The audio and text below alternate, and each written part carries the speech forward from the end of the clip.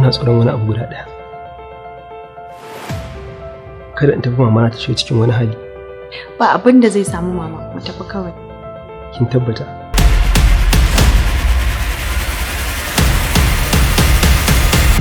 Na reni ɗanki tamkar ɗan da na haifa a ciki.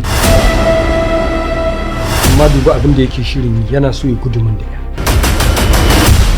Na riƙe ki tamkar 'yar uwata ta jini. Na biya wa yaron ki karatu har ya kawo wannan matsayin. Amma duba abin da yake so ya saka min da shi. Inna lillahi wa inna ilaihi raji'un. Ita sharrin da mutum yake shirya dama ƙarshe kansa zai dawo. Na san Allah ba zai rayu.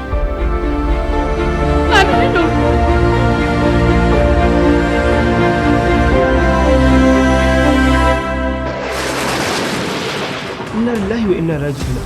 Wallahi tallahi ƙarya yake yi.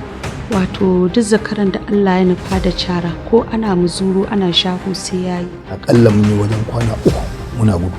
Duk kafofin suka kumbura suka yi ruwa. Ƙarya kake? Ni saka wa ƙarya?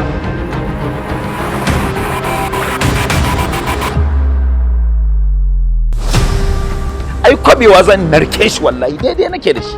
Suna nan. Za a ɗauka. Jire mun su. Kai kuma mu shiga.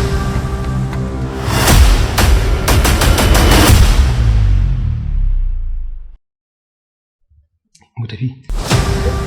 Ke? Yanzu kin zaɓi ki bi shi mu ki bar mu? Ban taɓa tsallake umarninku ba. Ni ma na yau ɗaya don Allah ku yi min kara. In ba wanda nake so.